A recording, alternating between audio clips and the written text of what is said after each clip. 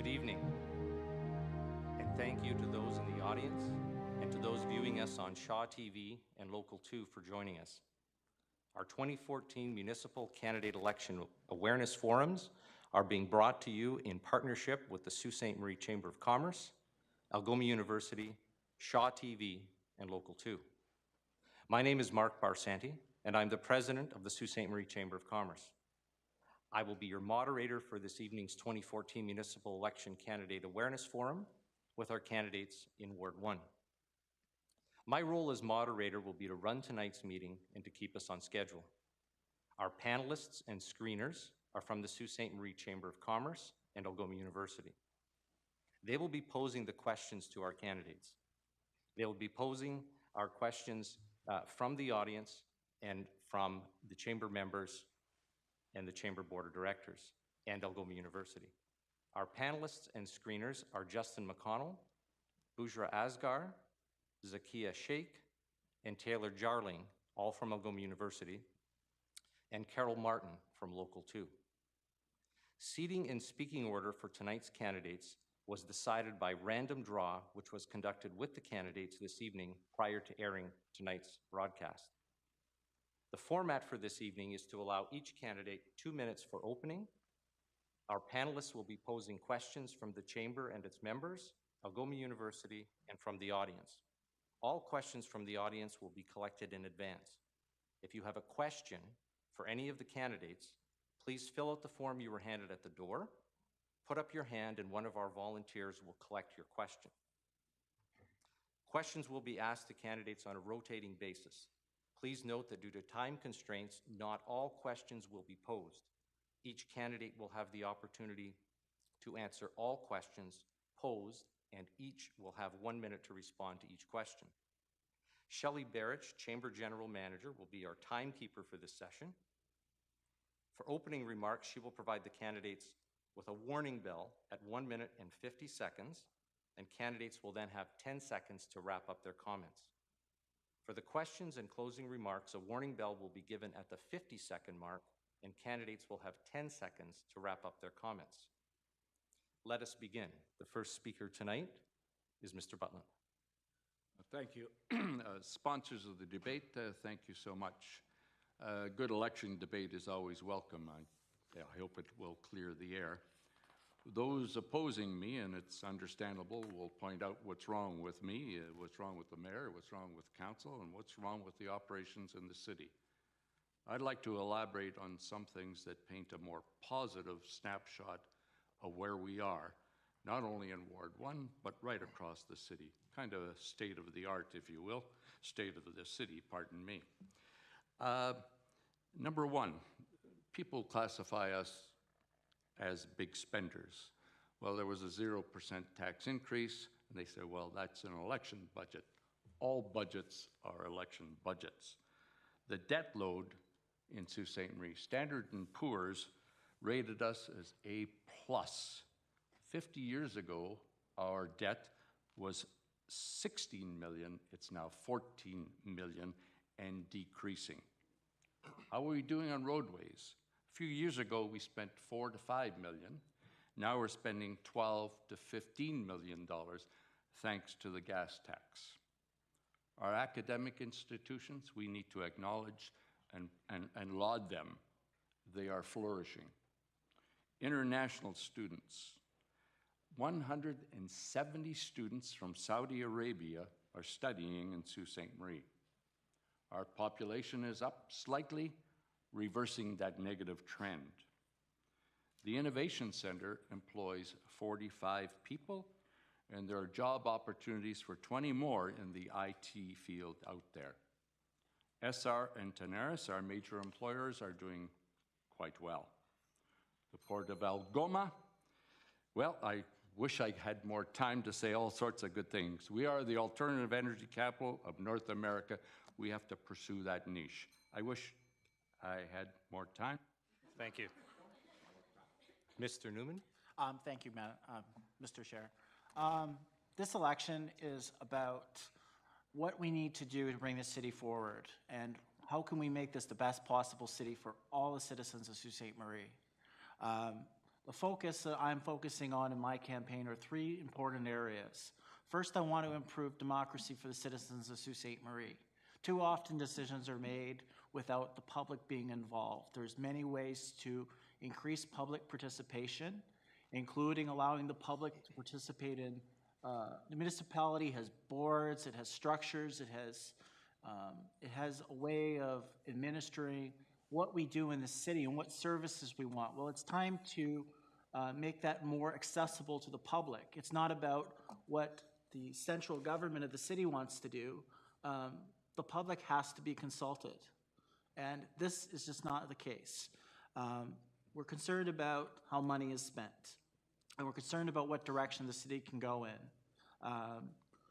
From my point of view, in order to go forward, we need to look at how we spend money. Well, for starters, the members of council should frankly take a pay cut right now. Go back to the 2010 levels. We have to look at a comprehensive plan in terms of identifying what type of services does the public want? What does the public want out of their city? That's what's important. And so the way that council is organized doesn't do any of that. So that's what we got to look to. And if you're going to have a result like that, you got to elect someone. You got to elect someone who's going to make that their position. You got to elect someone who has a vision for the future. It's not always about the day-to-day. We can deal with that. But right now, city council is just not progressing as we should. This should be a great city. Thank you. Mr. Martins? Thank you, Mark. I too would like to thank the sponsors of the debate. Good evening, ladies and gentlemen in the council chambers, and to all the Ward 1 residents watching on Shaw TV and local2.ca. Happy to report to the Ward 1 residents that I just came from a 2-hour meeting today with the PUC president. I was going to bat for the Ward 1 residents to understand the process with the water and what has transpired over the last 3 years. This truly gave me a vision that there is a disconnect in communications, that a monthly town hall will fill this disconnect. A couple of ideas that I brought forward to the PUC president this afternoon have been considered by the PUC. They are as follows. Immediately change our system to an ozone system as a primary disinfectant, which would get rid of the taste and odor issues. Secondly, I brought to his attention the green sand filtration system to filter out the chlorine and odor taste. The PUC president and the MOE have consented to a monthly town hall. This will be a very useful tool to lessen the disconnect of communication between the PUC and the Ward 1 residents. Currently, the Lorna well has been shut down as of May 2014. The PUC is moving forward to implement advanced treatment methods, harmonize the pH level. There's still too much of a pH variance, and improve corrosion control. The lead levels are still high in Sault Ste. Marie. Thank you. Thank you, Mr. Martin. Mr. Christian? Thank you very much to the sponsors of tonight's event. I appreciate the opportunity to speak to everybody this evening. The last 4 years as your counselor has been the most rewarding years of my life. 4 years ago, I made a pledge to Ward 1 residents that I would work hard in my role as a Ward 1 counselor, to render well-informed decisions, to respond quickly and effectively to all constituent requests, and to keep municipal taxes as low as possible without impacting city services. As I look back on these 4 years, I feel a sense of satisfaction knowing that I've done everything I could to live up to those promises. Being a counselor is more than sitting in front of a camera every other Monday, focusing on 1 or 2 issues that I think are popular. It's about working hard behind the scenes as an advocate for all people. It's about dealing with issues that can polarize citizens yet require informed, reasoned, and balanced decision-making. As a lifelong resident, I've invested my entire life to this great community. People who know me know that I always give my all. Whether it was working 16-hour days for 2 years, holding down a job while attending Lake Superior State University while I earned my teaching degree, or serving in my current role as governor with Sault College, and as their Building and Finance Chair, I have always worked tirelessly regardless of the challenge. As a high school teacher, I appreciate and support the youth in our community. We need them as part of our future. Our seniors are our legacy, and we must all work to preserve their efforts and to provide a city that's affordable and accessible to them. If elected, my pledge to you is that I will continue to work hard to advance the issues that are most important to the growth and vitality of our city. As a civic leader, I will continue to look ahead and plan for a positive future. We don't need leaders who say and do things which they think they will win favor with. We need responsible leadership that attempts to consider and Thank you, Mr. Christian. Mr. Crowell, your opening statement, please. Thank you, Mark.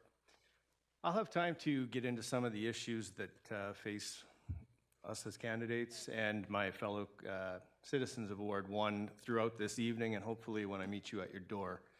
What I'd like to talk about here in this brief moment I have is the vision that I have Sault Ste. Marie. Now, unlike my fellow candidates here, I was not born and raised in Sault Ste. Marie, so I have a bit of a different perspective on the city. And I met many people from Sault Ste. Marie living in Southern Ontario. And invariably, you'd walk into different establishments, whether it be Windsor, London, Toronto, Barrie, and there'd be a group of people talking louder, laughing harder than anybody else in the place. Those would be people from Sault Ste. Marie. And if you spend time talking to them, they would tell you that they wish they were doing that right here in this city. And I can't disagree with that. Now, my wife was born and raised here, as were her parents and her grandparents. And now I have the opportunity to watch my children grow up in this city. And I would like to have the opportunity to watch my grandchildren grow up in this city. And I think that's what this election is all about. It's about creating the city that we want for ourselves, for our children, and for our grandchildren. We have some opportunities. We need to capitalize on them. And I think I'm the person to help make that happen. Thank you. Thank you, gentlemen. We'll now move into the question and answer session.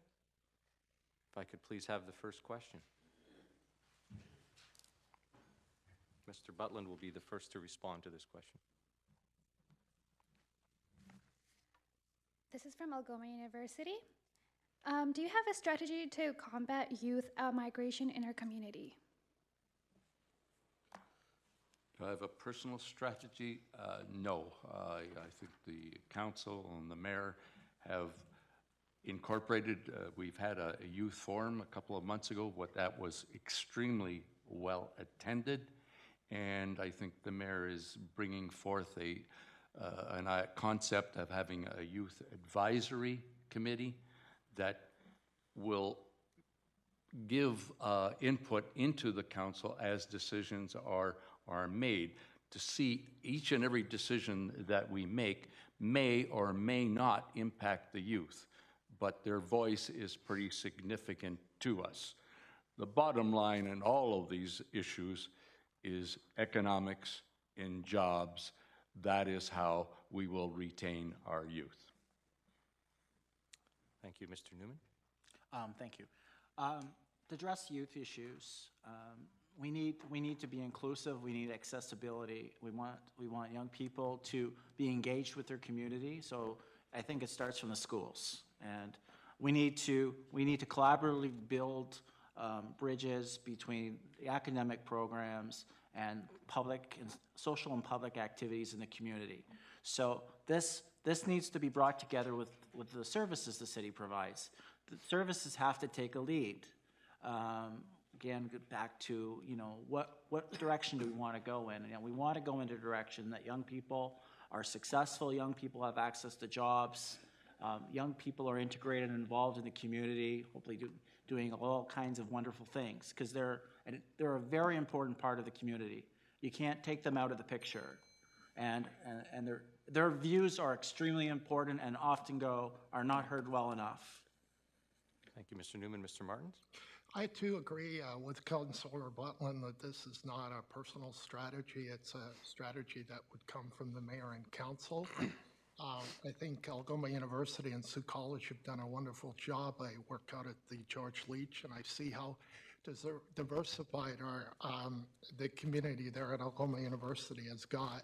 And I think we need to continue to promote with our post-secondary education, like with Algoma University and Sioux College, more in the GTA and around the world. So I think we're getting in the right direction with that strategy. Thank you. Thank you, Mr. Martins. Mr. Christian. Thank you very much. As a teacher, I'm very sensitive to the issues of student out-migration. When I first ran, or when I ran last time, I ran on the platform that we need to expand our post-secondary institutions. I believed in it so much that I applied and got on the board of Sioux College. It's important that we keep our students here in Sault Ste. Marie attending university post-secondary first.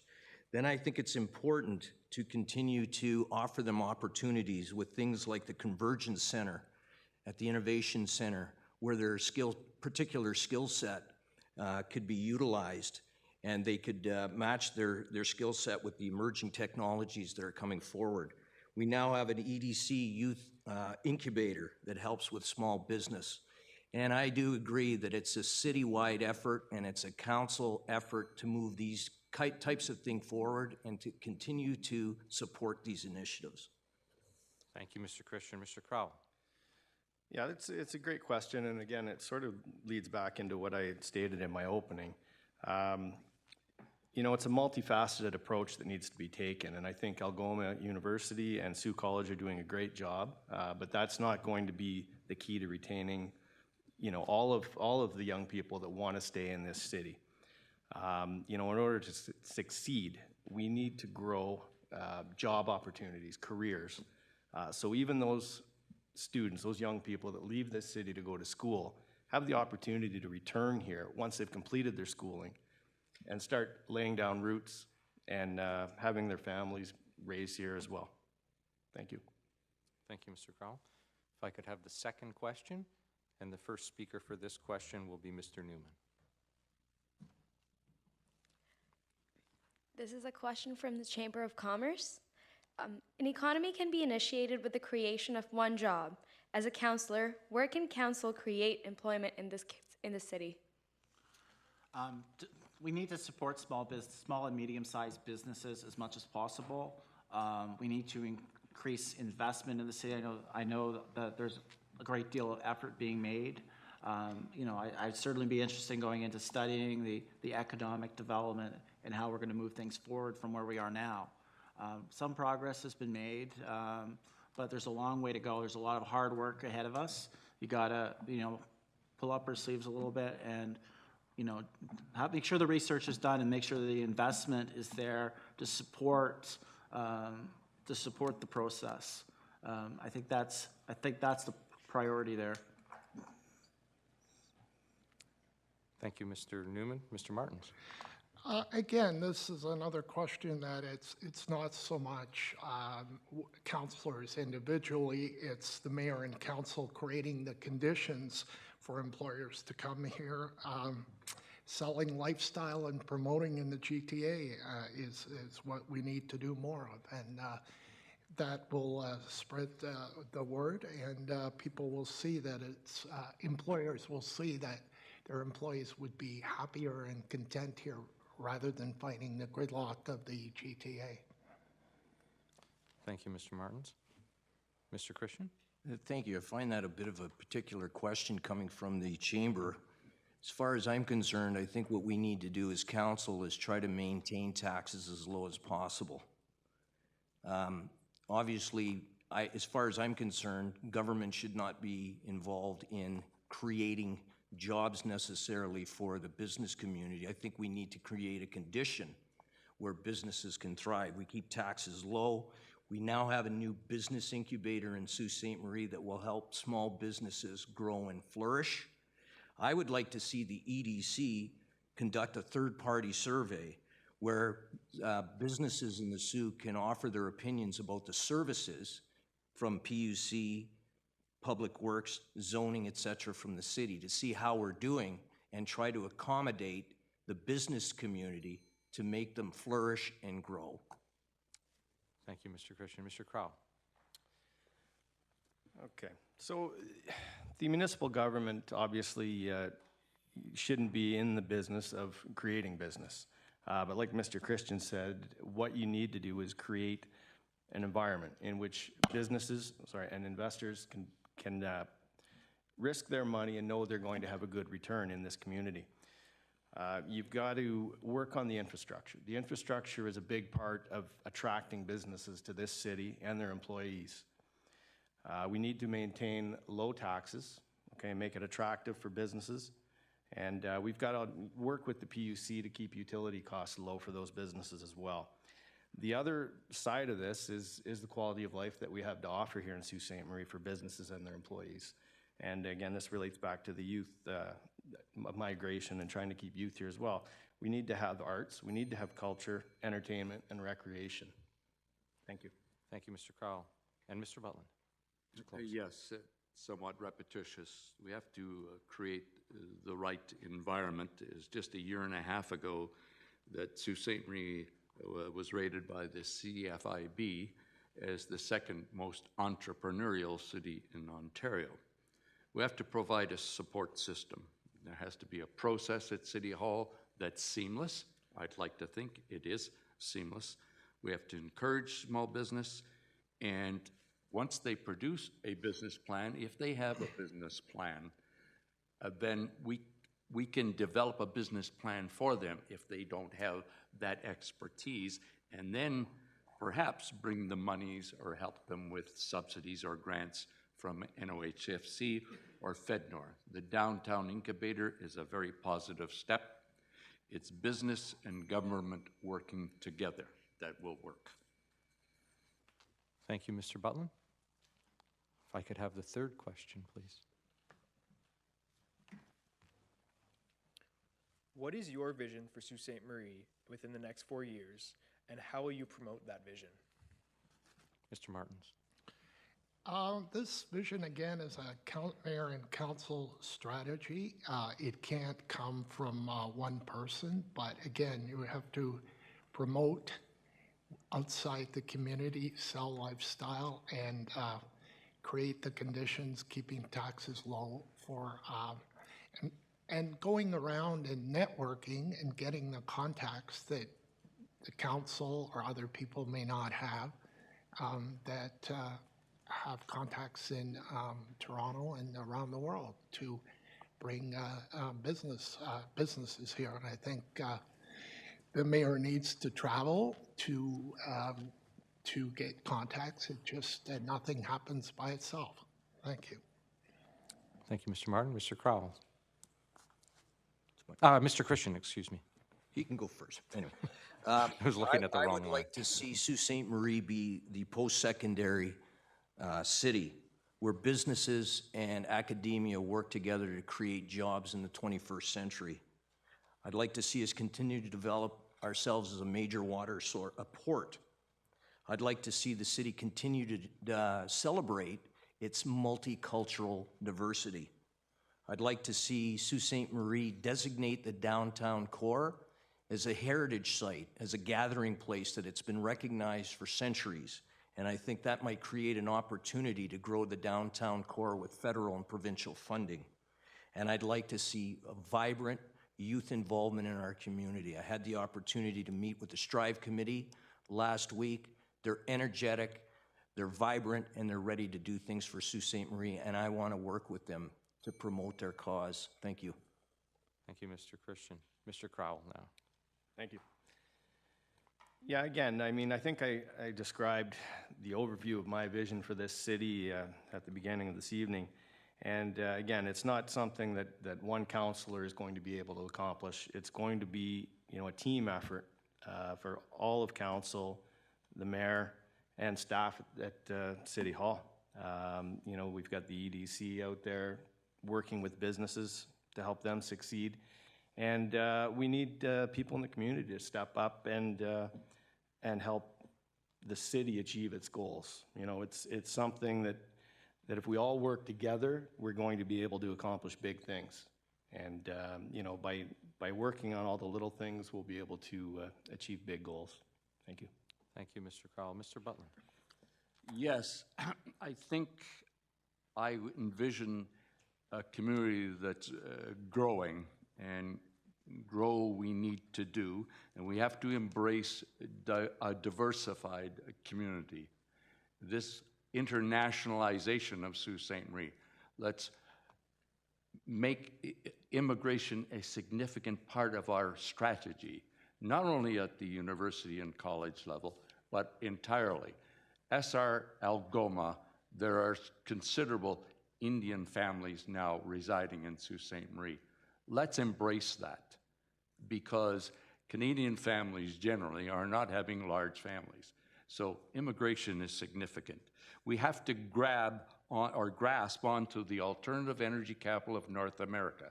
We have enough power to power a city of 500,000 people. It's a niche that nobody else has. Let's capitalize on it. And Mr. Newman. Again, going back to what my vision is for the city, this is a very important time, and the next 8 to 12 years is largely going to continge on laying the solid foundation for the future. We've heard from all the candidates already today about, you know, how great this city can be and the types of things that we can do to get it there. But the foundation, engaging the community in the democratic process, in our democratic institutions, and to identify services, all of this will impact our ability to achieve the vision. And right now, in my view, that is lacking. That's my comment. Thank you, Mr. Newman. May I have the next question, please?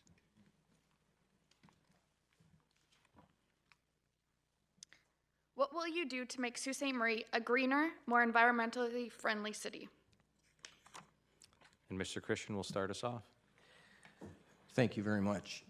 Again, I think Sault Ste. Marie continues to move in this direction. We have that designation as the energy capital, and that also means green energy. I think what we need to do is we need to look at the types of services that we offer in Sault Ste. Marie. We need to continue to push for advances in recycling. We also have to look at our transit system. The transit system, although there are emissions, public transportation is much greener than regular cars. We are pushing the hub trail. We're trying to get people on bikes and using less motorized vehicles. There are companies right now that are out there that have smart metering, and I'm going to push at least city buildings to utilize this technology where we can actually minimize the amount of energy we're using in city buildings. Thank you. Thank you, Mr. Christian. Mr. Crowell. I think the city's done a lot of very good things as far as creating a green environment and a green way of doing business here in the city. One thing that I've seen in other areas that we could possibly capitalize on here is composting, and that's one thing that we haven't yet taken initiative and made an attempt to do household composting, but that's one item that I see. The other thing is, if we are going to be the green energy capital of North America, I think we need to look at the manufacturing of green energy components and things like that, and that could be a good way to get some jobs into this city. So that's it. Thank you. Thank you, Mr. Crowell. Mr. Butland. Yes, I'm glad to hear some of the positive comments. We never portended to be the greenest city in North America. We'd like to go there, I'm sure. Just last year, Sault Ste. Marie won an award from our parent association as the most energy conservation city in Ontario. That's good. We have an environmental initiatives committee that meets monthly. It's made up of all of the staff, all senior staff from each department in the city, and they've brought forth a lot of great ideas. Green for Life, our recycling continues to increase, and that's a very, very good thing. We'd like to do composting, we'd like to do a lot of other things, but we're so far removed from that market. It's the logistics, transportation are too expensive, but we're getting there. Thank you. Thank you, Mr. Butland. Mr. Newman.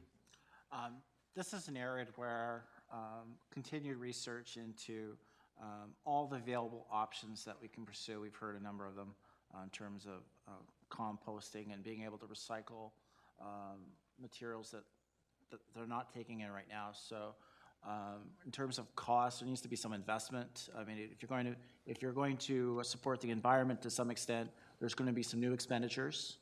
And you've got to be prepared to say, you know, let's take that into consideration. Let's take that into consideration. So it's not to say, well, we'll foreclose it because maybe it's too expensive. We'll look at our options and build on that and identify new programs and identify areas of need. Like, so what types of materials can we recycle?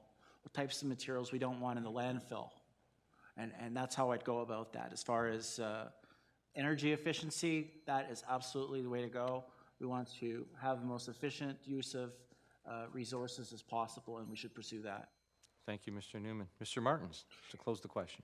I am all for green energy. I too think we should go further on the composting and see what other cities like Collingwood and Toronto are doing.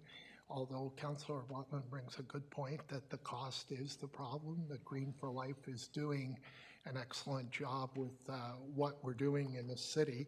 Although I might mention one, when you talk about green, we should be careful how we tread with wind and solar power because it is costly energy, and we have to watch what that does to the costs of electricity and that to our residents. Thank you. Thank you, Mr. Martin. May I please have the next question?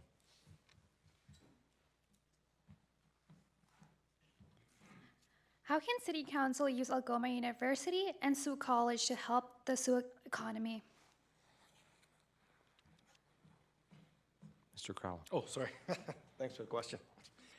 Well, I think, you know, the city is capitalizing on the success of Algoma University and Sault College already. I think, you know, some of the course offerings and the programs through those those educational facilities are meant to help Sault Ste. Marie with specific programs designed for Sault Ste. Marie specific needs. And, you know, I think we just need to continue down that path. You know, I think there's a great cooperation between the city and those educational institutions. And I think if we keep it going, I think we're going to see a lot of success and a lot of very intelligent people, whether they're from Sault Ste. Marie or from elsewhere, that choose to remain in this city. So I think we need to just continue working hard and keep those lines of communication open. Thank you very much, Mr. Crowell. Mr. Butland. Yes, Algoma and Sault College are flourishing. I don't think enrollment has ever been higher. And it's not that long ago that certainly Algoma was struggling. So again, we need to laud them and say, it's great what you're doing. And we have to encourage more and more of our local students to stay home and go to university. It's more practical, it's financial. We have a granddaughter who started Algoma University this fall. The community, the city supports them financially, and it's a great investment. No city has prospered without a flourishing higher level of higher institution of learning. Chicago, Gary, and these places have flourished as a result of higher education. Thank you, Mr. Butland. Mr. Newman. I want to say that our institutions, Sault College and Algoma University, are fantastic schools. In a place like Sault Ste. Marie, we have been for a very long time and very fortunate to have two academic institutions such as a university and a college. So that shouldn't be forgotten. The way things are progressing locally, the schools are doing very well. Now, like Mr. Butland said, you want people to stay locally, but more important, you know, to support the school programs. The school programs are continually expanding. That will support, if not people attending school, coming back and working in the community. We need to bridge the gap between our academic institutions and our broader community. So even if there may be working opportunities, if we build our economy and we allow our education institutions to support that economy, that's going to get people coming back. And we need to institute other programs, and those will work together. Thank you, Mr. Newman. Mr. Martins. I too think that the city can do more with Algoma University and Sioux College. As I mentioned earlier, I work out at the George Leach, so I see Algoma University and what's going on there more than I do Sioux College. But again, it's a wonderful opportunity for the city to promote itself within these two institutions. And these people that have come from all over the world here to Sault Ste. Marie can bring news and their experiences of Sault Ste. Marie back to their countries, and then, with word of mouth and networking from countries around the world, that could certainly benefit the city in the long run. Thank you, Mr. Martins. Mr. Christian. Thank you. Sioux College and Algoma University, post-secondary institutions, are our growth industry in Sault Ste. Marie. They're already making an impact. I could tell you, sitting on the board of Sioux College, that Sioux College works hard to tailor the types of programs they offer to benefit the city itself by creating employment opportunities. Sioux College was ranked #1 in Ontario for colleges through student satisfaction surveys. So they're doing great things. The one thing that Sioux College has recognized, and I'm pushing for as well, is that we continue the dialogue between ourselves and local business, because we have to ensure that as jobs are created within the community, we're filling them with local student graduates. And we talk about student out-migration. That's one of the ways that we can address it. So Sioux College and Algoma U are already doing a great job for the city. We need to continue to support them. Thank you, Mr. Christian. May I have the next question?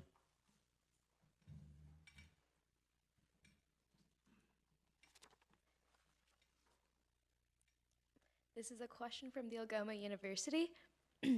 What will you do to improve public transportation in the city, consequently making it convenient and easier for residents who don't own their own vehicles to get around? Mr. Butland, you lead this one off, sir. What will we do? Our transit system is highly subsidized, as are all transit systems across Ontario. The routes are continually rerouted and to accommodate the most ridership. Can we do more? I'm not sure. I used to receive regular requests for extra routes here, extra routes there. I haven't had a call in a couple of years. I think our transit system is doing the best it can with the ridership we receive. Our ridership is inching up slowly, and that's a positive thing. I'm not sure what else we can do. They're continually conducting surveys as to where we might improve the system. Thank you. Thank you, Mr. Butland. Mr. Newman. Yeah, the transit system, I would suggest that, not enough people are using the transit system. That's part of the problem. In terms of funding, the fares are basic, and then it's subsidized largely by this council. So to address that, we have to identify how we want to make changes to it. If you want to improve the transit system, which would be a good idea, perhaps we could have more routes, some, going different ways, like on different routes on an hourly basis. So the one comes by at a half hour and one at an hour, so that we have more variance in terms of the locations in the city that the routes can carry through without actually affecting the actual transportation cost. Other options include increasing funding, either from council or increasing fares, or encouraging people to, or requiring people to, which is even more controversial. Thank you, Mr. Newman. Mr. Martins. Yes, as a regular rider of the Sioux Transit, I think the cost is reasonable. And again, our biggest problem would be our population base. The easy answer to this would be to go to a 15-minute schedule on the bus. But again, your population base isn't going to withstand that. If we were 100,000, it would be different. Cost is reasonable. I think the bus is, Don Scott is doing a great job with transit, and I don't think improvements of increased size or, the schedule, the bus schedule would make sense at this time. Thank you. Thank you, Mr. Martins. And Mr. Christian? Thank you.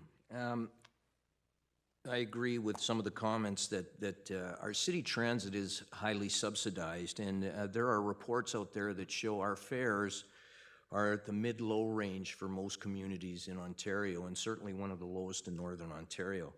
Having worked closely with transit, I could tell you that there is a transportation master plan, and one of the things we're looking at in terms of making transit available and more accessible is we're looking at changing the routes, recognizing that there seems to be more development to the northern part of the community. So long-term, there are plans to change the routes and potentially even change the hub of transit, which would impact the downtown growth of the community. So I think the city transit recognizes that there are constant needs and they change, and they're trying to recognize that in the transportation master plan. Thank you, Mr. Christian. And Mr. Crowell on transit. Okay. Yeah, I think, obviously all the issues with transit have sort of been identified here. The budget is limited, ridership is low. So transit, the department is doing what they can, and I think along with input from the riders and, discussions with council as far as budgeting goes, I think, all that, can be done will be done. But, for me to sit here this evening and state what I would do, I think that would just be, wrong. Thanks. Thank you, Mr. Crowell. May I have the next question, please? This is a question from the audience. We advertise the Soo is naturally beautiful, but along Trunk Road there is a forest of signs, both permanent and portable. Do you think the city should have more regulations over the number of signs that we put up? Mr. Newman, you lead this one off, sir. Well, certainly, there are a number of signs, like in the type that you're mentioning. Again, that's part of is there a plan to develop that part of the city? Obviously not. Do we need those types of, that form of media? We're not using it as part of, we're not using the land to serve any other purpose. It's a fair question. It's certainly something for study, and if that's something that should come forward, and do we need that? Or if we want those signs, where do we want to put them? That's up to city council. And if the public wants that, then the public has to let their councillor know, and their councillor has to be responsible to bring the matter forward. Thank you, Mr. Newman. Mr. Martins. This is another decision for council as a whole. I think, again, suggestions can be brought forward. Some people have one opinion, some people have another, but if there's strong sentiments to review the current bylaw with signs, then it will be done, but it's certainly not for one person to tackle at this point. It would be done as a whole council decision. Thank you. Thank you, Mr. Martins. And Mr. Christian? Thank you. I know perfectly well what the situation is there. As a business person, I often wonder, people put those signs up to capture vehicular traffic, and yet there's so many signs, I just don't know how effective they really are. I know that there was a signs committee established here in the Soo, and public input was solicited. The sign industry, local business was also solicited for input. One of the big factors with signage, one of the overriding factors, is the safety issue. At this point, sight lines are important, and that seems to be the overriding criteria. Personally, I don't like the signs, and I think that that's an issue that council needs to continue to address. because it does create a bit of an unsightly look for our city. Thank you. Thank you, Mr. Christian. And Mr. Crowell? Yeah, I'm sort of the same mind of Mr. Christian that, you know, if these signs, if there are too many of them, it's cluttered. If they're not taken care of, it is unsightly, and it's not a very good first impression of the city as you drive in. But that being said, again, I mean, it's something that would have to be discussed. It would have to be studied. We would have to have public input. It would fall under, you know, bylaws and zoning. So I understand the question, and I think it's definitely something that could and probably should be looked at moving forward. Thank you. Thank you, Mr. Crowell. And Mr. Butland, to close out the question, please. Oh, there are too many signs. One day I counted 17 signs just in that Wellington Square area within a block. There are too many. A particular bone of contention is people parking these signs on properties that don't even belong to them. You know, visit such and such, there's not even close. Some businesses require, I suppose, some sort of, you know, hey, look at us, because they can't afford the large signs that some folks have and do require. I made a personal decision this time, and my wife did challenge me. I have the 2 big signs as opposed to 300 lawn signs that I often have. And that was a conscious decision. It's probably time for another review. Thank you, Mr. Butland. May I have the next question, please? This is a question from the Chamber of Commerce. What do you recommend to address the issue of an aging population? And to lead us off on that one will be Mr. Martins. Well, yeah, that's the age-old question. I think what we have to do is to make this city as age-friendly as possible, the buildings and such, and the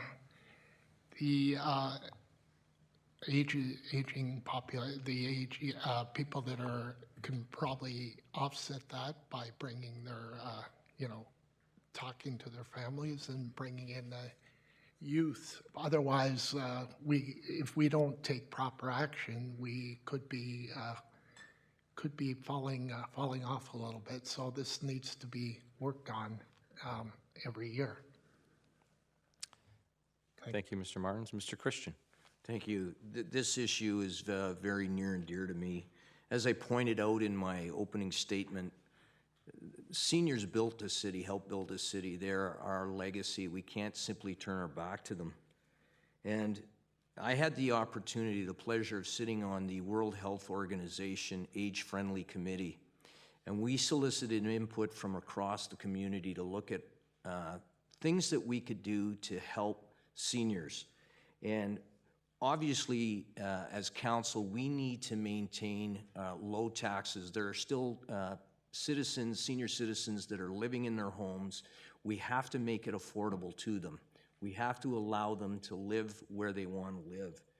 We need to do more as we continue to rezone and rebuild a downtown core to consider accessibility issues and other services for seniors in our community. We can grow the community, look forward to the 21st century, but still look after our seniors. Thank you, Mr. Christian. And Mr. Crowell. Yeah, again, I mean, this is a question that poses a couple of different, you know, issues. You know, obviously, with the aging population, there is going to be a gap, you know, in the workforce that needs to be filled by the youth. And the other, as Mr. Christian pointed out, is you know, helping, you know, the aging population and allowing them to, you know, to live in dignity and enjoy their lives. So, you know, with people, you know, not wanting to leave their homes. They want to live in their homes as long as they can. So we need to start supporting people in that regard.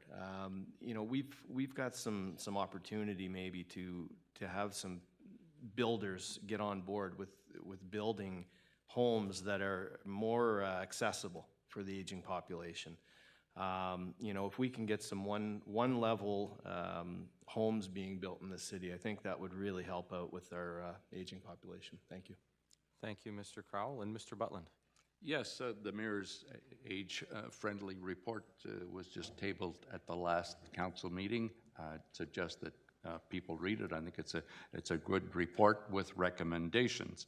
One very specific and concrete thing that council's done in the past and continues to do is allocates $50,000 to seniors for snow maintenance, grass cutting, and I just found out today for house cleaning. And through DSAB, Mike Nadeau, there's now $100,000 in that pot of money that allows seniors to get assistance to stay in their homes. And it's not a good time to make promises. People will accuse you of saying, oh, you're just buying votes. But this is something I think the council can look at to even further invest some monies to make that more available to more senior citizens to keep them in their homes. Thank you. Thank you, Mr. Butland. And to close out the remarks on this question, Mr. Newman? Yeah, I think we have to, what we got to do is we got to embrace seniors. And I live at home with my grandmother, and she's a wonderful woman, and I love her dearly. And a lot of people are like that. A lot of people are living with their parents, and you know, the city is you need to take care of these people. These people have been an integral part of our community. So we need to know what they want, and they have to be a priority, and I'll make it a priority if I'm elected. The services have to be there. I think they deserve some tax relief. I don't see any reason why particularly low-income seniors cannot have rebates on their present property taxes. No justification for not doing that, and I want to see a commitment. Look at services, you know, citywide, public-wide, and really identify what youth need, what seniors need, what we can do to make the city better. Thank you. Thank you very much, Mr. Newman. We can have the next question, please. This is a question from the audience. There hasn't been an adequate amount of attention spent on the saving and replanting of trees. What initiatives will you take in order to keep the tree canopy intact to help filter the air? Can I have the question repeated? I'm sorry. Yes, would you please repeat the question? Perhaps slow down a bit because it's a long question, so Okay. try to emphasize some of the various points in there for them. There hasn't been an adequate amount of attention spent on the saving and replanting of trees. What initiatives will you take in order to keep the tree canopy intact to help filter the air? Thank you. about that. Excellent question. As many citizens of the Soo know, we've had a problem with especially our downtown trees and the disease that's been affecting them. I know that this is an issue that's been brought forward to council, and council is very aware of it. And I know in discussions with Parks Department, Public Works, they're beginning to formulate plans to replenish those trees and to preserve the healthy trees that are in Sault Ste. Marie. Obviously, the downtown core, it's important to have those trees. We've grown accustomed to having that canopy downtown, and we need to move quickly to save the trees that we have. We did budget emergency money to save the trees that are still healthy down there, and we will pursue that. And I think that, again, council is aware that those trees need to be replaced, and there are plans in the works to continue to replant where needed. Thank you. Thank you, Mr. Christian. And Mr. Crowell? Thank you. Yes, you know, again, this is a great question. You know, a city like Sault Ste. Marie, where we tout ourselves as naturally gifted, I believe it's very important that we look at doing what we can to maintain the older trees, especially in our downtown core. You know, trees make the area very inviting to people. It makes for a more relaxing atmosphere in your downtown. I know I was looking at the plan for the Canal District, and you know, there are plans in there for trees and so on, and I think it's fantastic. The other side of this, I know there are municipalities that have instituted bylaws on cutting trees, and I think that's something that might be worth looking at. Again, it's tough when you're trying to legislate what people can do on their own private property, but I know there are some century trees that would be sad to see leave neighborhoods if people just cut them down because they're on their own property. So. Thank you, Thank Mr. you. Crowell. Mr. Butland. Yes, we should have a policy suggesting if you cut down a tree, you've got to plant a tree.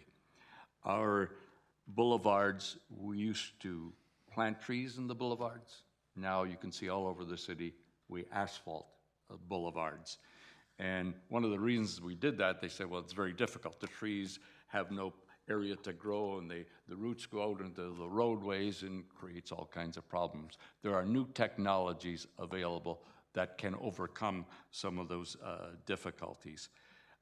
Councillor Sheehan has brought forth a bylaw talking about what more can we do. There are some cities that have very, very restrictive policies as to cutting down trees and planting more trees. We have to make the developers more responsible when they are making new developments. There are policies in place to encourage that. Thank you. Thank you, Mr. Butland. And Mr. Newman. Yeah, I would like to see more in terms of an ecological plan to support trees in our community. It needs to be studied on the basis of the information I have. I think we can take a deeper look at it.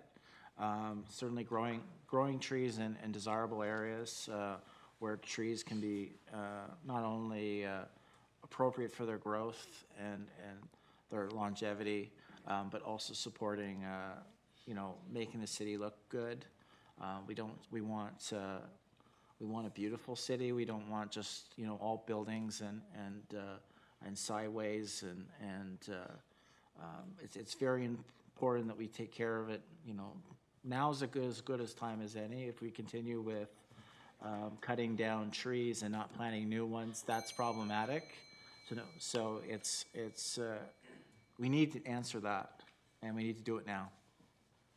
Thank you, Mr. Newman. And Mr. Martins. Yes, I too would echo the previous comments that the council needs to keep a close eye on this and be restrictive with the developers and make sure that they're carrying a fine line, that they don't cut the trees down. And development's good, but you need to find a balance in that area with the trees and the development. Thank you. Thank you very much, Mr. Martins. Owing to the hour, I think this will be our last question. If I could have somebody come up and pose it. What will you do to support sports and recreation in Sault Ste. Marie to ensure Saultites maintain an active lifestyle? Thank you.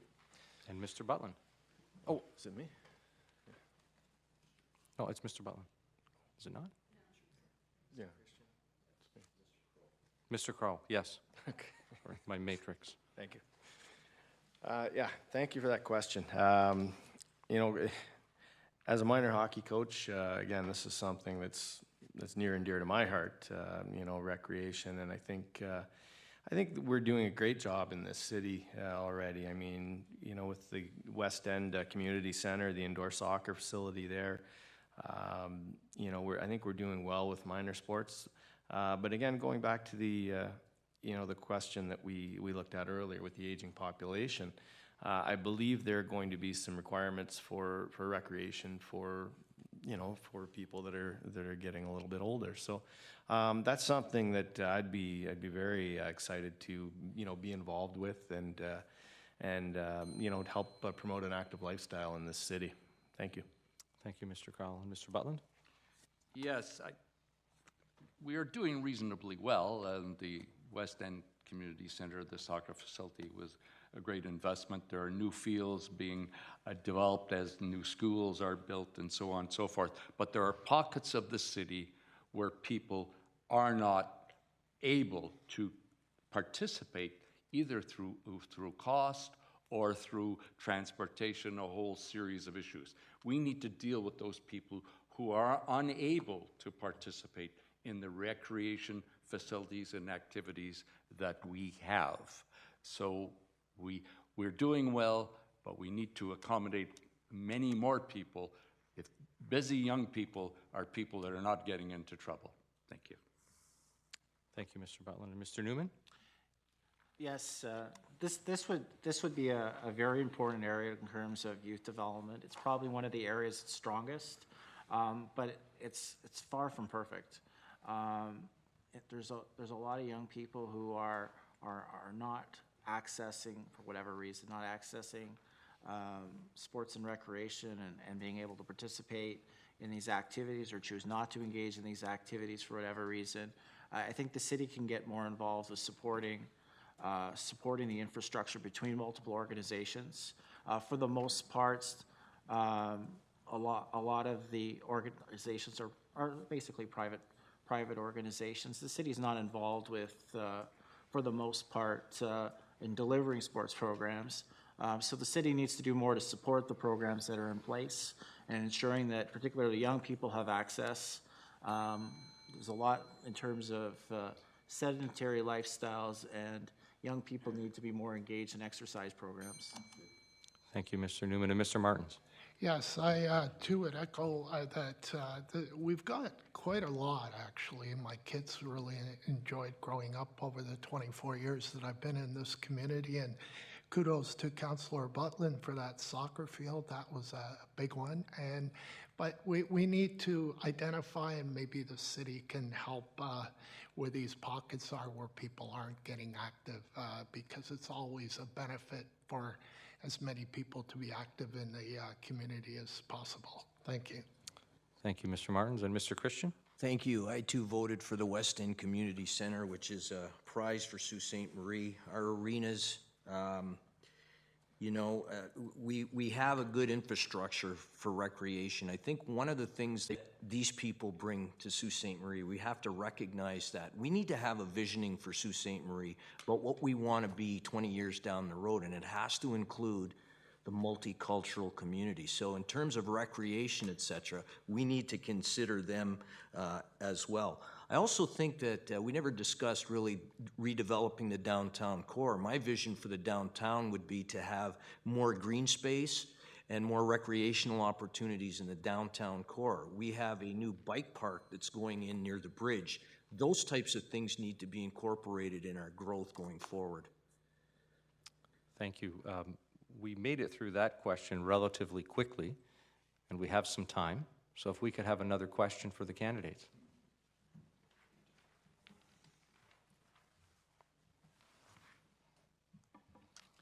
What will you do to help revitalize the city's downtown core? Should we reverse the order of this one tonight? Repeat it, please. Could you please repeat the question? And slower. And a little bit more slowly. What will you do to help revitalize the city's downtown core? Oh, revitalize, yes. Mr. Butland. I was stuck on the one word there, Tim. Revitalize the city's downtown core.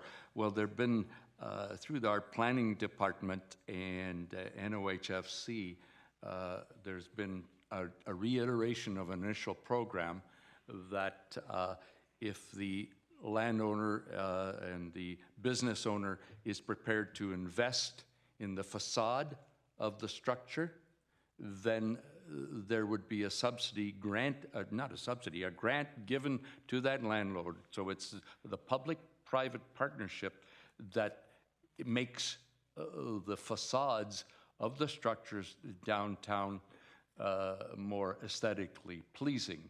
The Windsor Park accommodating university students downtown, that's a positive. Let's bring young people downtown and revitalize the downtown. It's not thriving, but it's doing better than it was a few years ago. Thank you. Thank you, Mr. Butland. And Mr. Newman. Again, what we'll look at is where do we want to go, and how can we best improve the city going forward? The downtown. So what do we want? What does the public want to do with the downtown? I think that's most important. We need to consult with, obviously, the owners of the various land and businesses and the use of those spaces and try and come up with a workable plan to identify how we want to bring this forward. And it may involve the city deciding that it would like to use certain space to beautify the community. It may be that the city needs to buy out. If the land is for sale, it may be that the city wants to buy out certain space or certain part of the land as we go forward so that we can beautify the community. Thank you, Mr. Martins. I agree as well with some of the comments that it's a public-private partnership. I think leaning more on the private side of things. Again, it's promote, whether it's in the GTA or using Sioux College and Algoma University's student base to promote in other countries, because otherwise nothing happens by itself, and we should try and limit people moving out of the downtown core, because everybody that moves out, it's, you know, the replacement is that much harder to back into the downtown core. Thank you. Thank you, Mr. Martins. Mr. Christian. Thank you. It is a city concern. We need public input. It's important for us.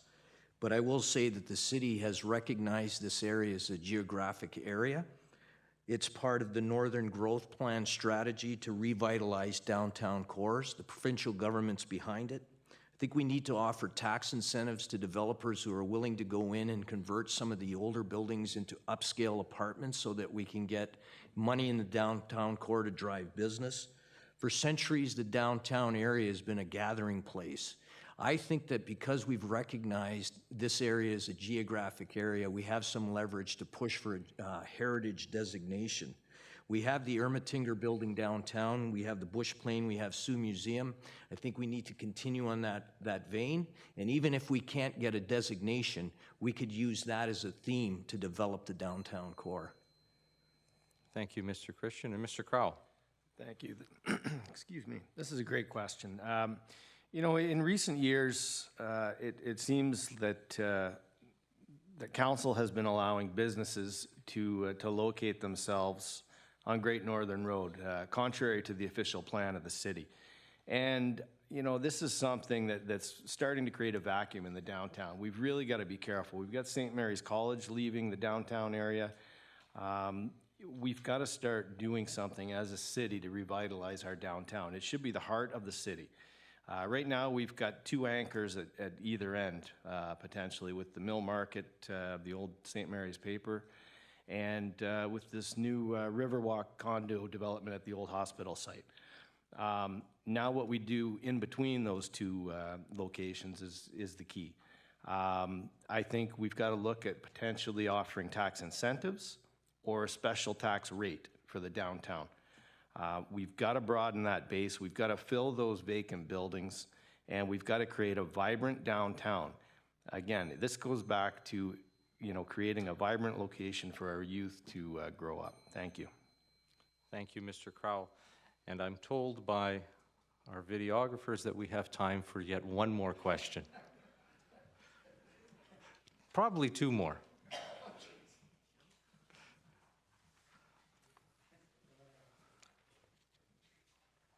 What will you do to help develop Sault Ste. Marie tourism industry? Mr. Newman. I'm first. Okay. Yeah, tourism's really important. It brings in a lot of money into the community. I think with respect to if we build sport and recreation, we build on new investment. People want to come and to see Sault Ste. Marie with the new possible developments in the years ahead rising out of the port. That will increase traffic, which will increase demand for what Sault Ste. Marie has to offer. I think we've got to emphasize building our social heritage, our culture, cultural sites, and I think if we can support those, do more to support those types of services so people have things to do and places to go, that will support tourism. Thank you. Mr. Martins. One area that I've always had a feeling for is that we should do more in the area with tourism is convince the Americans to cross the border. Years ago, 2 million Americans never crossed the Mackinac Bridge, and this is something that we could advertise Mackinac Island and do more with promoting Sault Ste. Marie in Michigan and Wisconsin and stuff, and that would help with tourism. We're in a great spot, but we're not getting these people to come across to the UP and to Sault Ste. Marie. So we need to do more in those areas. Thank you. Thanks, Mr. Martins. Mr. Christian. Thank you. I think, tourism is like other businesses. Council needs to support the development and lend any hand they can to develop any tourist options. I do believe that we should do more to promote in Michigan and beyond. The River's Edge development will be, the mill site will be a great boon to our tourism package.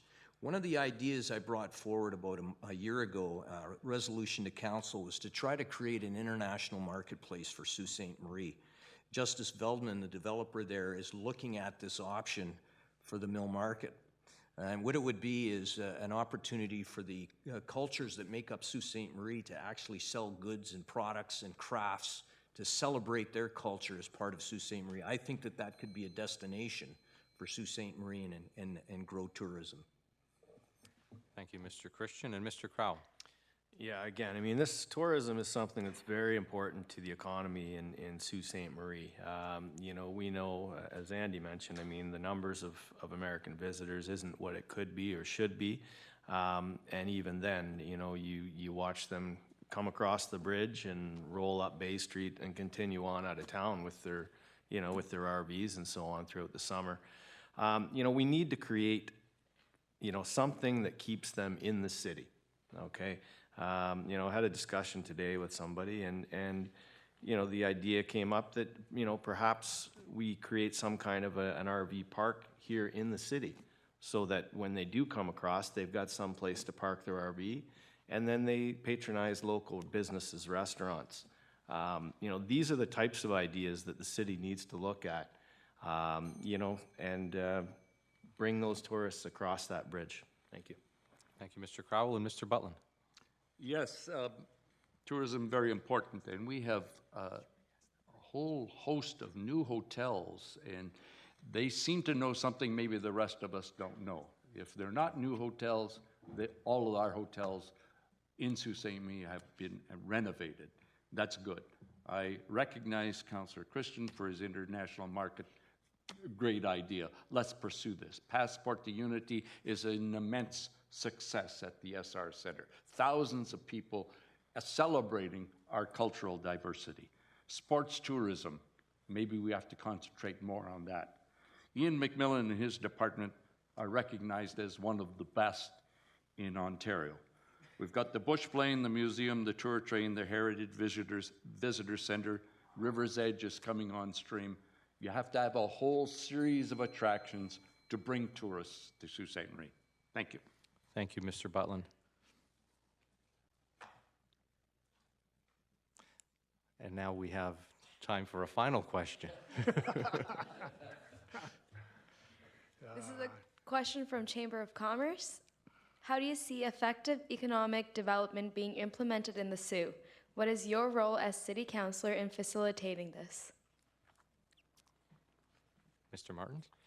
Again, economic development is not the job of one councillor. It's for the mayor and council to decide as a body on going forward with any economic development issues. But I think that it would be encouraged, people in the city can encourage economic development ideas and ways to go about it. So we have to be open-minded as councillors and look at and talk to a lot of people, network, and that's how good ideas come. But as an individual, no, it's the mayor and council that has the impact in economic development. Thank you. Thank you, Mr. Martins. Mr. Christian. Again, I believe that it's up to council to try to create the environment for economic development. Get rid of red tape. Have an open dialogue with members of the chamber and other organizations like that. I said earlier on that I really think that the EDC should be charged with doing a third-party survey with local business to find out what it is they need from us. A serious conversation could ensue after that, and that's, I think, how we could best serve growth in Sault Ste. Marie. Let's talk to the experts, the business people who are out there working hard every day, trying to grow their business, and in doing so, growing our local economy. We need to ask them what we should be doing better as a city. And I'm perfectly fine with finding out that we may not be doing a few things that well. We'll fix it. Thank you. Thank you, Mr. Christian. And Mr. Crowell. Yeah, exactly. I mean, we're lucky in the city. We do have some great resources to draw on, and great people to talk about these things with. You know, people that have a track record of success in business, and those are the people that we need to be listening to. You know, we want to you know, grow this city, but we can't overlook the people that are already here, and you know, employing people and earning a living and making our city what it is. So by talking to those people, I think it's going to allow us as a city to do what we need to do, provide the services that need to be provided, and make it more inviting for other entrepreneurs and investors to look at Sault Ste. Marie as a place where they can succeed. Thank you. Thank you, Mr. Crowell. And Mr. Butland. Yes, I think we need to focus, concentrate on certain issues, try not to be all things unto all people. We have declared ourselves the alternative energy capital of North America. We have enough power to power a city of 500,000. It is unique. It's not often you have a niche for a city this size. We need to capitalize on it. Have we gotten there? No, not yet. But things are coming. Stay tuned. A waste-to-energy facility, haven't given up after 10 years. It will come. A tire processor, 900 tires per day. The cogen at SR Steel. A smart grid. An investor says, we want to make Sault Ste. Marie the smart grid model for all of North America. You grab a niche, you run with it. It's not often you're given one, especially for a small city, smaller city. Thank you, Mr. Butland. And Mr. Newman. Yeah, just what we want to do here is to support economic development going forward. We have to create a solid foundation for supporting the infrastructure and the business community as we have right now. We have to support the infrastructure that's going to bring in additional investment. So as a council, there have to be changes in terms of how the council makes its decisions, how the city goes forward. What are the city's priorities? Well, those are things that need to be enacted in our bylaws. Those are things that we need to set some ground rules about what type of investment we want and what infrastructure we need in place in terms of expansion, and how we're going to build a plan that's going to take us up and beyond economic development. We want to be really successful. We need to plan for it. Thank you, Mr. Newman. I believe that ends the question and answer period of our session. And I would like to call on the candidates now to make their closing comments, and they will be done in reverse order of the opening comments. So, Mr. Crowell, please go ahead. Thanks very much. Thanks for moderating this evening, Mr. Barsanti. Thanks to the Chamber of Commerce, Algoma University, Shaw Cable, Local 2. Thanks for everybody who posed questions and those who sent questions in, the viewers and the voters. You know, a lot of issues discussed here tonight, a lot of issues that weren't discussed here tonight. And I look forward to discussing those issues when I come to see the voters on their doorstep throughout the next few weeks. You know, this city is at a crossroads. We've got opportunity staring us in the face. But, you know, opportunities have posed themselves for this city in the past, and they've passed us by. So I think we need to take the bull by the horns right now. City council needs to step forward, make the decisions that need to be made, and we need to start moving forward as a city. So I look forward to meeting you at your door, and I humbly ask for your vote on October 27th. Thank you. Thank you. Mr. Christian. Thank you to everyone who participated tonight. I want to begin by thanking my lovely wife, Julie, and my beautiful daughters, Jenna and Laura, for making the sacrifices they've made over the past few years so that I could serve my constituents and my community. The role of a counselor is a difficult one, but it's one that I've embraced and I've been honored to perform. Sault Ste. Marie is a great city with a promising future. Many good things are coming together here, and I believe it's important that we focus on the opportunities and not the negatives. Our city is evolving, and the population of the community, which is now represented by many nations, is the key to our success. Everyone in our city has an important role to play. Youth, seniors, almost 6,000, and Anishinaabe culture. Our multicultural newcomers, we must all play a role in our growth. Nothing is guaranteed. However, if elected, I will continue to work hard for the people in Ward 1. Thank you. Thank you, Mr. Christian. And Mr. Martins, your closing comments. Thank you for moderating the debate as well, Mr. Barzanti. The number one issue in Ward 1 is the drinking water. The Ward 1 residents do not want to drink the water at this point. The water rates are going higher and higher. If elected on October 27th, I will commit to one town hall a month. The PUC president, after a 2-hour meeting with him today, and the MOE are on board.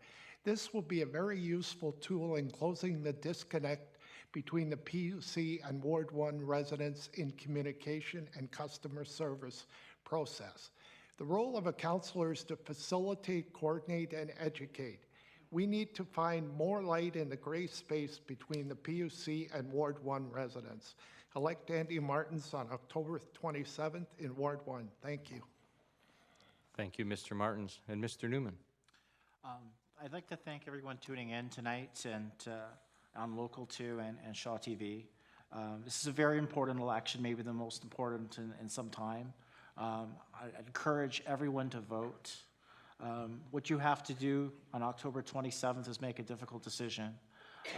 Make a decision about whether you want the type of city council, the way things have been, or the type of city council that moves forward, the type of city council that is concerned about you, the type of city council that will listen to you. So what I want you to consider is when you vote, vote for someone that you could sit down with, someone who will listen to you, and someone who will make a plan to ensure that your concerns are fairly dealt with. There have been a number of examples, and there's been a denial of fairness, but treating the public fairly is a priority. Thank you. Thank you, Mr. Newman. And Mr. Butland, your closing comments, please. Yes, it's been a good evening. Over the years, I'd like to think I've been an active, not a passive counselor. I've introduced or advocated a whole host of initiatives, such as the flag initiative, the welcome signs into Sault Ste. Marie, environmental initiatives, the West End Community Center, the Innovation Center, and advocating using the surplus to achieve a 0% tax increase. Hopefully I've earned your support for another term. I love what I do. I'd like to continue. I love the city of Sault Ste. Marie, and I'm not ashamed to say so. I'm proud to be a resident of Sault Ste. Marie. I solicit your support. And thank you, Mr. Butland. On behalf of the Sault Ste. Marie Chamber of Commerce, Algoma University, Shaw TV, and Local 2, I'd like to thank our candidates for taking part in this evening's forum. Thank you, too, to all who have attended our session in council chambers and to our viewing audience at home. Thank you to those tuning into Shaw TV and Local 2. We extend our thanks to Shaw TV and Local 2 and the news media for their support through the process. We remind and encourage all of you to get out and vote on October the 27th. Please stay tuned for our next session with candidates in Ward 2 this evening. Thank you.